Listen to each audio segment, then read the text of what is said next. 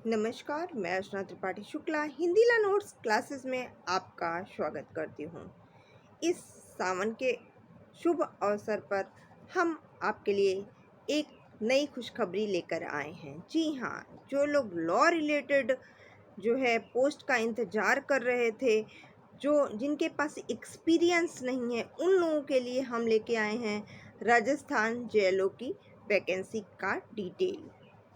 जिसमें जो Rajasthan JLO vacancy है यानी कि जूनियर लीगल ऑफिसर, ये जो है राजस्थान पब्लिक सर्विस कमीशन के द्वारा ये वैकेंसी आई हुई है, जो कि आप कह सकते हैं हिंदी में राजस्थान लोक सेवा आयोग की तरफ से यह वैकेंसी जारी हुई है, जिसमें 140 पोस्ट है। अगर हम जनरल वगैरह के लिए या टीएसपी नॉन टीएसपी की बात करें तो नॉन टीएसपी के कैटेगरी में हम लोग आते हैं, तो नॉन टीएसपी के ज़्यादातर लोग हैं, तो आप ये मान के चल सकते हैं कि 134 पोस्ट जो है वे आप मान सकते हैं। ये जो है वैकेंसी 5/7/2023 को आई है, यानी कि 5 जुलाई को आई है, और अभी इसको भरने के लिए फिलअप करने के लिए काफ़ी टाइम है। तो आप इसको देख लीजिए, समझ लीजिए, ये नोटिफिकेशन आपके लिए बहुत ही महत्वपूर्ण हो सकता है, क्योंकि इसमें कोई एक्सपीरियंस नहीं मांगा है। आपको ये नहीं कहा है एमपी के वैकेंसी की तरह कि आपको राजस्थान का निवासी होना चाहिए या आपको ये एक्स्ट्रा सब्जेक्ट पढ़ना है। आपको कोई एक्स्ट्रा सब्जेक्ट नहीं पढ़ना है, आपको वहाँ का निवासी भी नहीं होना है, आपको जो है एक्सपीरियंस की भी ज़रूरत नहीं है। और सबसे अच्छी बात उन स्टूडेंट के लिए है जो एलएलबी के फाइनल ईयर में हैं, तो वह भी इस वैकेंसी को फिल कर सकते हैं। तो ये तो रही बात वैकेंसी के बारे में कि क्या है। तो जेएलओ यानी कि जूनियर लीगल ऑफिसर की जो वैकेंसी है वह बहुत दिन बाद आई हुई है, करीब आप कह सकते हैं 5 से 6 साल, 2020 में आई थी, तो आप 3 साल मान सकते हो। तो 2020 के बाद में अभी ये 2023 में आई हुई है, तो काफ़ी टाइम हो गया है जो है इसमें वैकेंसी निकाले हुए, इसलिए इन्होंने भर भर के पोस्ट डाल दिए, यानी कि 140 पोस्ट है। इसमें कोई एक्सपीरियंस नहीं चाहिए, सिंपल एलएलबी चाहिए।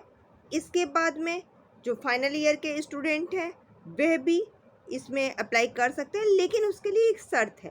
शर्त ये है कि इंटरव्यू से पहले जो है आपका रिजल्ट आ जाना चाहिए, यानी कि आप अप्लाई कीजिए, आप प्री क्वालिफाई कीजिए और इंटरव्यू तक आपका जो एलएलबी का रिजल्ट है वह आ जाना चाहिए। वह आप सत्यापित कराएंगे, उसके बाद ही आप इंटरव्यू दे पाएंगे। इसके बाद सबसे मेन चीज़ आती है कि भाई हमारी एज है कि नहीं है।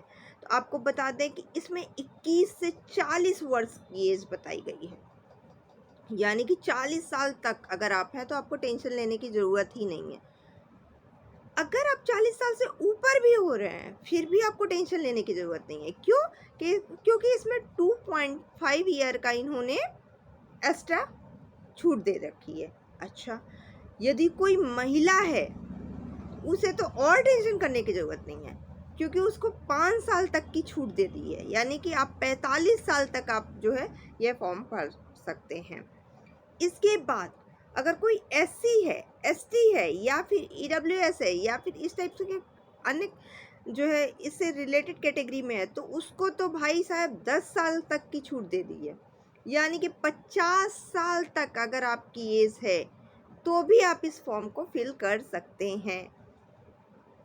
ठीक है। इसमें इससे भी अच्छा सुन लीजिए, इसमें मेंस का एग्ज़ाम ही नहीं देना है आपको, यानी कि आप प्री क्वालिफाई कीजिए, उसके बाद आपका इंटरव्यू होगा, आप इंटरव्यू कंडक्ट कीजिए, 25 मार्क्स का इंटरव्यू हो गया, और अगर आपने प्री क्वालिफाई कर लिया, इंटरव्यू क्वालिफाई कर लिया, तो आप भाई साहब जेएलओ की जो है और जेएलओ बन जाएंगे, यानी कि जूनियर लीगल ऑफिसर के पोस्ट पर आ जाएंगे।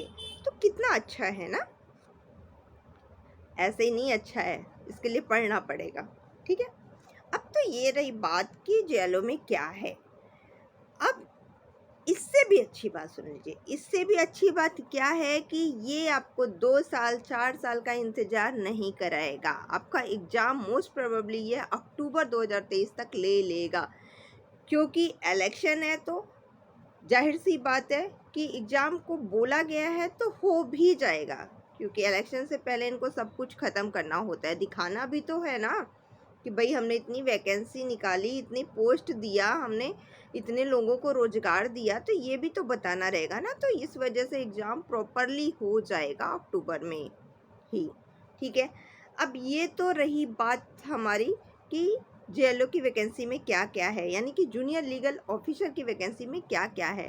आपको ध्यान रखना है, ये राजस्थान की वैकेंसी है, राजस्थान की वैकेंसी है जूनियर लीगल ऑफिसर की, यानी कि राजस्थान जेएलओ की वैकेंसी है, उसके बारे में हम डिटेल पढ़ रहे हैं। अब बात तो आ गई कि ठीक है, हमने ये सब जान लिया, अब हमें सबसे मेन चीज़ जानने क्या ज़रूरी है। तो सबसे मेन चीज़ जानना है कि सिलेबस में क्या-क्या आ रहा है। हम बहुत एक्साइटेड हो गए, वाह! इसमें तो एक्सपीरियंस भी नहीं मांगा है, वाह! ये तो हम जल्दी से कर लेंगे, वाह! लेकिन भई सिलेबस भी तो जानना ज़रूरी है ना। तो सिलेबस क्या-क्या है उसको हम जान लेते हैं। सिलेबस जानने के लिए आपको कॉन्स्टिट्यूशन, जो कि आप एलएलबी में घुसते ही पढ़ना स्टार्ट कर देते हैं और एलएलबी कंप्लीट होते-होते तक आपको पूरी कॉन्स्टिट्यूशन लगभग रट जाती है। तो इसका आपको यहाँ पर फ़ायदा मिलने वाला है, क्योंकि कॉन्स्टिट्यूशन का पेपर होगा 50 नंबर का, 50 मार्क्स के कॉन्स्टिट्यूशन का पेपर होगा। इसमें आपके 4 पेपर होंगे, 3 घंटे के पेपर होंगे, जिसमें कि आपके 150 क्वेश्चंस आएंगे, ठीक है। निगेटिव मार्किंग की यहाँ कोई भी जिक्र नहीं किया गया है, इसका मतलब है कि निगेटिव मार्किंग नहीं होगी। अब 4 पेपर में पहला पेपर आपका कॉन्स्टिट्यूशन हो जाएगा, जो कि 50 मार्क्स का होगा। दूसरा पेपर में आपका सीपीसी आ जाएगा, सीआरपीसी हो जाएगा, ये दोनों पेपर मिला करके 50 मार्क्स के होंगे। तीसरे में आपका एविडेंस आ जाएगा, लिमिटेशंस एक्ट आ जाएगा, इंटरप्रिटेशन आ जाएगा, ड्राफ्टिंग आ जाएगा, ये सब कुछ मिला करके 50 मार्क्स के होंगे। तो 150 मार्क्स तो ये हो गए।